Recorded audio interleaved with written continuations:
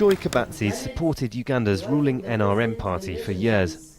She wanted to become its Member of Parliament for her rural constituency, but says she lost the party's primaries because they were rigged. So she decided to run independently. But she says she was cheated of victory again. She showed us these pre-ticked ballots. She says she found ruling party officials stuffing them in ballot boxes for the parliamentary and presidential elections. The stuffing was not for me alone, for my opponent alone.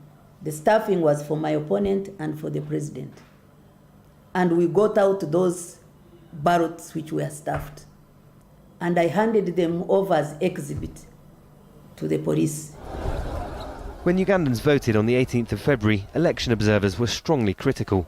Incumbent President Yoweri Museveni, after 30 years in power, was declared winner for another 5-year term. The ruling NRM party says its victory was fair and that opposition parties were beaten because they're weak. Regarding the pre-ticking, there's no such a thing that ever happened, and they will always justify their loss on someone else, and most especially the NRM. In another part of the country, this polling station officer said he saw senior polling officials changing results. We got them changing the declaration form in the president of Inspector General in charge of the district. The police was there, soldiers was there. In fact, they were protecting those ones who were changing the declaration form. So we entered there by force, whereby they decided to cock the gun on us. Security agencies say their role is neutral and they only intervene to keep the peace. Near some polling stations in the capital, they fired tear gas to disperse angry crowds. And the Electoral Commission says such changing of results was not reported. I never saw that. I never heard that. We have not received that complaint.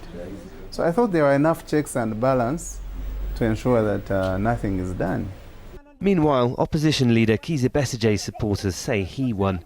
He's been detained several times and held at his home or police stations. Police say he's not been under arrest and that he wants to cause violent protests. 30 years ago, the ruling NRM came to power after fighting a civil war that began after a rigged election. The party was seen as a saviour. Joy Kabatsi says things have changed. What is happening in our district, if it has happened elsewhere, then they have lost track.